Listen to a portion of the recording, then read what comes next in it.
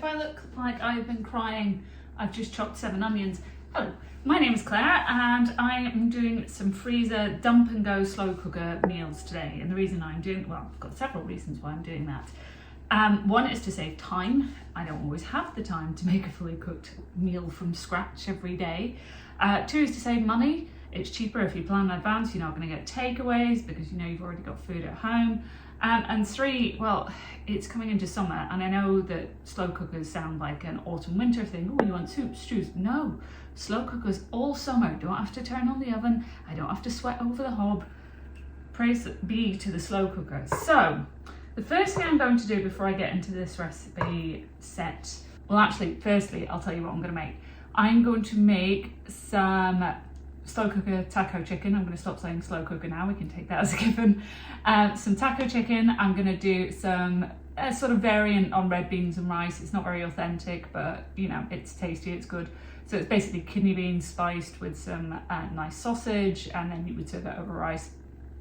It's quite an American thing. It's not, I've not seen too many people do it in the UK, but it is really good, I promise.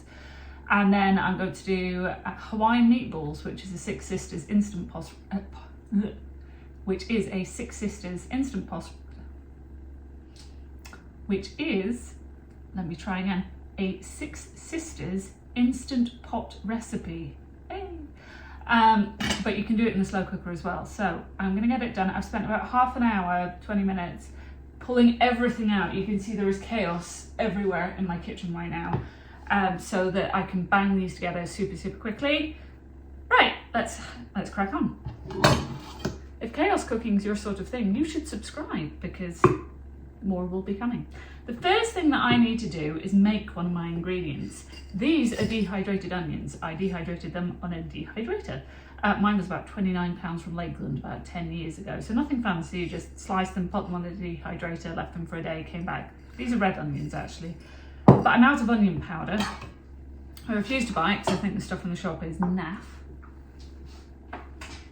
I have my ancient Blitzer for smoothies and whatnot. It's never let me down, even though it's old enough to get a young person's rail card at this point.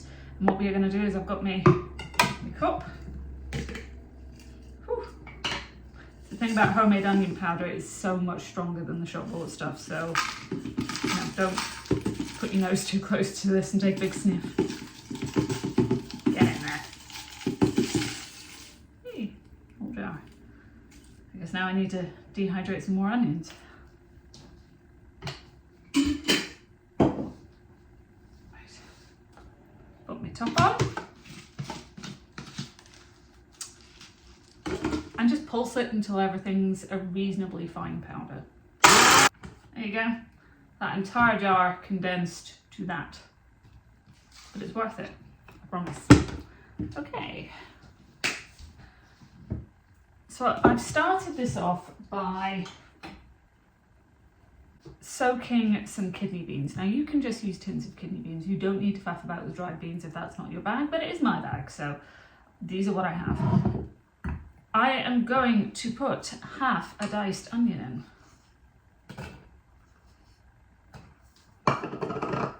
Why only half? Because I'm supposed to be being organised and getting the bag out for the other one.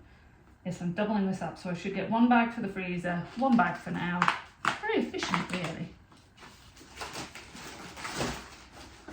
Just a little tip, I like to use big freezer bags, so I risk less ooze. Oh God. So these are from Sainsbury's. They're extra large click and seal food and freezer bags. Make sure they're freezer bags, not just food bags. If it's just a normal food bag, it might not be freezer safe and you might be more prone to splitting and leaking as you defrost things, which is just gross. So let's not do that. Right. I'm gonna have to clear a bit of space here. I've been a bit too ambitious with all the stuff I've got now. Okie dokie. Here's my bag. So the rest of that onion can go in there. Cute elephant bowl, it's adorable. Then I have celery. This is 2 or 3 stalks. I'm just going to split it between. When you're making proper Cajun red beans and rice, you would start with what's called the Holy Trinity. It's kind of like a Cajun mirepoix, so instead of doing carrots, onions and celery, you would do green bell peppers, onions and celery. So speaking of bell peppers, here's some I chopped up earlier. 2 green bell peppers, 1 in each.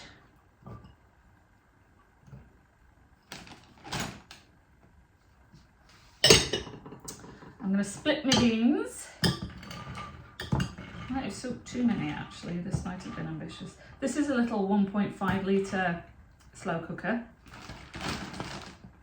Yeah, that'll be alright. And then this should have been kielbasa sausage. You can use andouille sausage, whatever spice sausage you like. This is a Polish smoked spiced sausage that came from Sainsbury's. Very nice it is too. I've chopped the whole thing up and I will put half in this one and half in the other. Right, what am I doing next? Seasonings. Start off with the mandatory salt and pepper. Cats are just picking a fight with each other.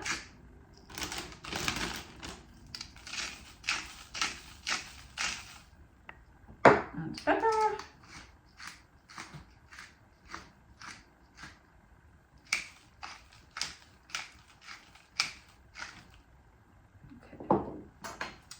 And I know I've got onions in already, but the onion powder is a slightly different flavour. It's almost more like caramelised onions, so I do think it's worth it. So I'll pop a teaspoon of that in.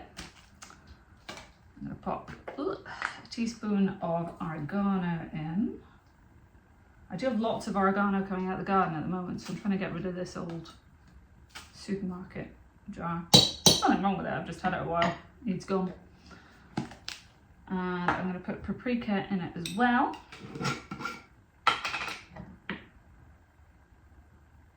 Hefty teaspoon.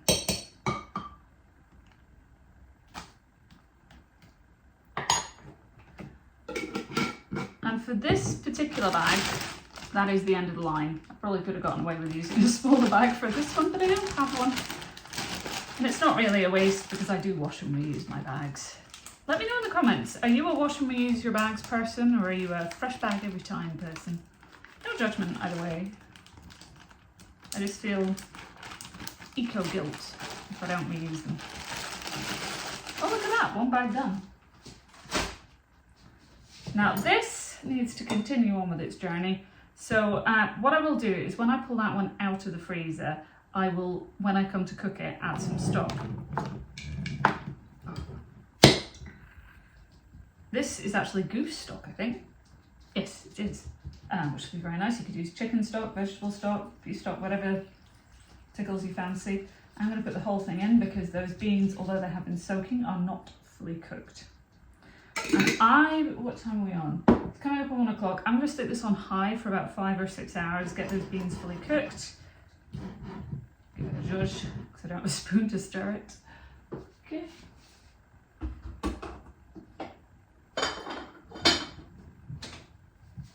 Look at that, I've been filming for 10 minutes and I've got 1 freezer meal already done and me dinner on the go. I'm feeling efficient. For my next trick, we are going to do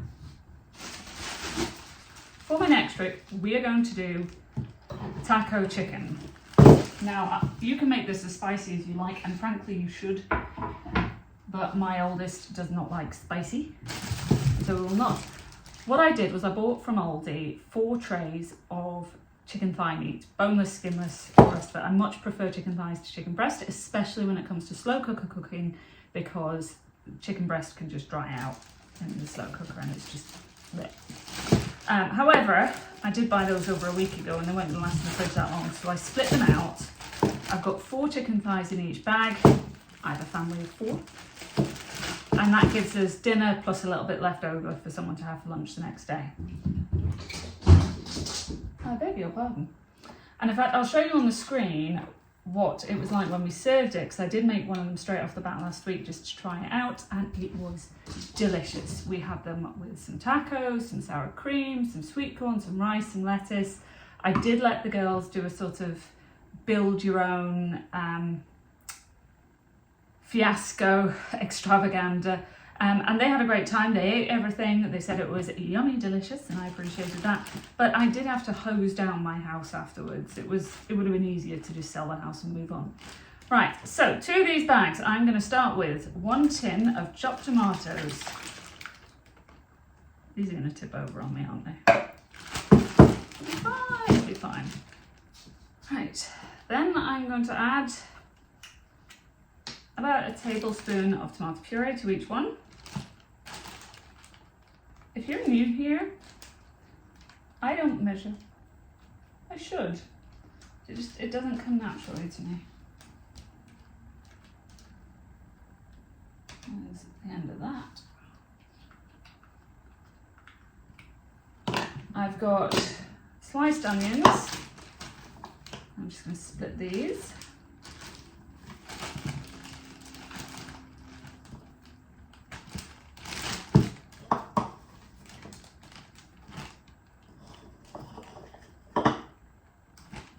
This one's cute bowl is little piggies. I am using almond. I forgot to put garlic in me red beans and rice. Heavens above.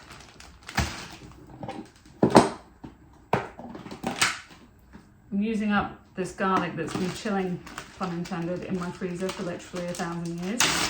So I'm going to get all of it used today with all of these. So let's say, 4 or 5 cloves. More garlic is always better in my book. So that's in the red beans and rice.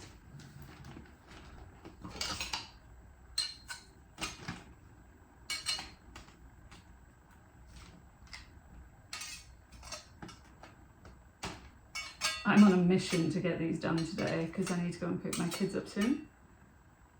And I want to be tidied up before they get here.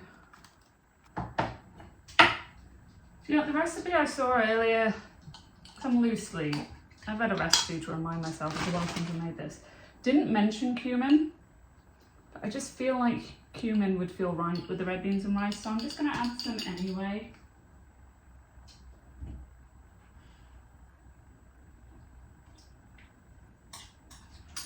I'm sure I have put cumin in it in the past. Yes, Morpheus, I'm sorry. I've shut the door to your dinner. Right. Back to our fajita chicken. Always make sure to squeeze out as much air as you can to reduce the risk of freezer burn, but these will get used within a couple of months, so I'm not too concerned. Right, now I need to put garlic in the fajita chicken. So let's split what's left of my garlic. The other thing that I would put in the red beans and rice, and certainly have done before, but I just don't have any today, is coriander or cilantro, if you're feeling that way inclined. I just don't have any, so I'm not using it. It's not the end of the world. If you don't have something, 9 times out of 10, be fine. I have terrible luck growing coriander, which is weird because you would think I live somewhere that's typically relatively cool and wet, so it should in theory grow, but it does not. Right, now it's just time.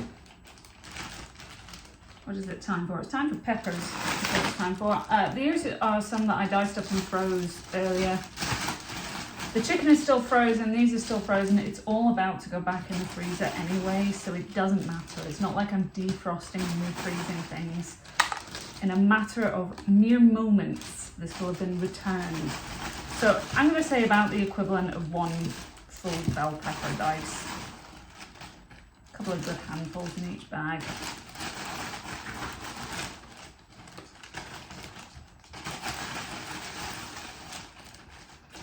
Ooh.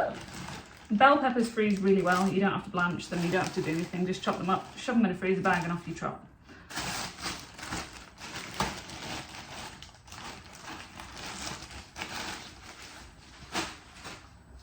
And now for some seasonings. I'm going to keep it relatively simple. I would obviously add chili if I could. I can't. I'm going to put a big helping of cumin.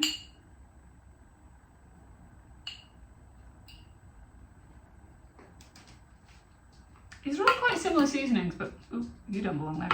But it makes sense to do meals that are relatively similar all in one go, because then you don't have to get that much stuff out. She says, trying desperately to maneuver herself around everything she owns in the kitchen. Okay. Now we're going to do some pepper and some salt.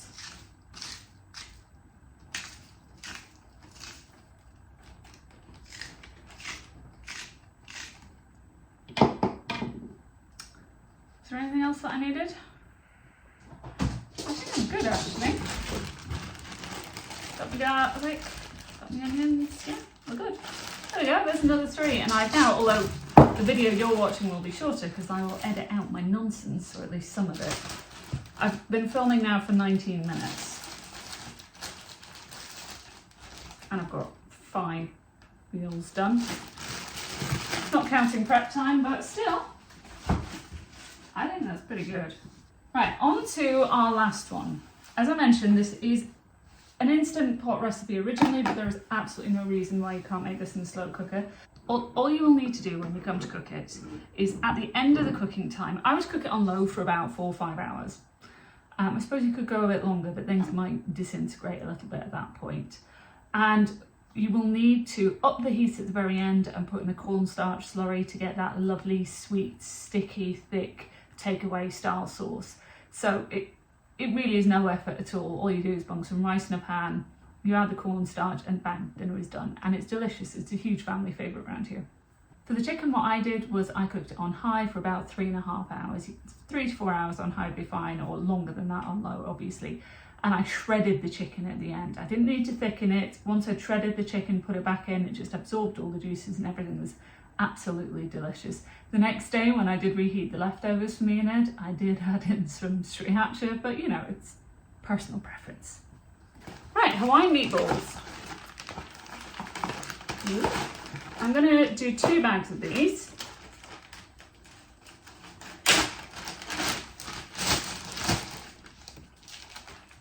And this one is so simple, you would not believe. And if you're a fan of things like a sweet and sour takeaway, you will love this, I absolutely promise. So I have here a huge bag of Swedish meatballs. These are from Sainsbury's, they are gluten-free, they are brilliant.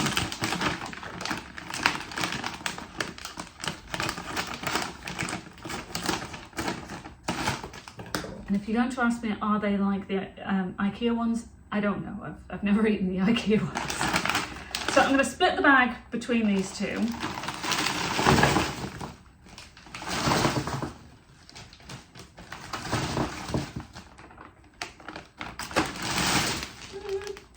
Yeah, that's about right. I have diced up 1 red bell pepper, and I'll put half in each. The bell pepper kind of disintegrates at the end, it's just little flecks of red. Then I have 1 very large tin of pineapple, and I want the juice as well as the chunks. If you can only get pineapple rings, then just chop them up. So I'll do the juice first. Juice first.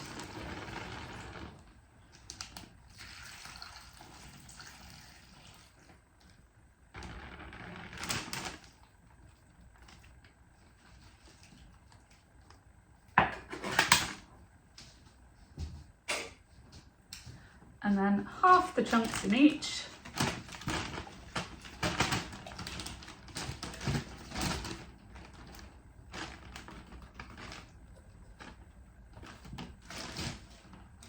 Right, so I want half a cup of brown sugar. Did I promise you this was healthy meals? No, I did not.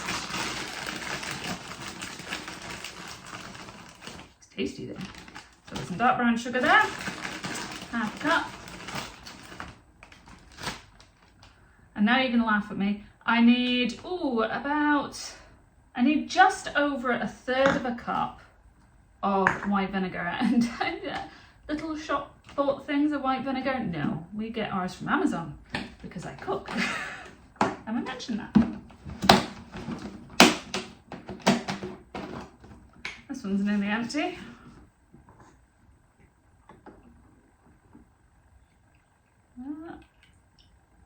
Oh, you're not good, are you?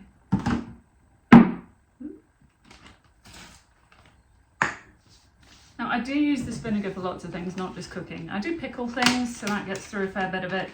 Spirit vinegar is gluten-free, so hence why I tend to use quite a lot of it. But I also use it for cleaning and things like that, so I'm not quite as mad as you think, having 2 giant things of vinegar. Actually, there's another one in the cupboard. Tiny splash more. There we go. It's the sugar and the vinegar together that gives it that sweet and sour flavour.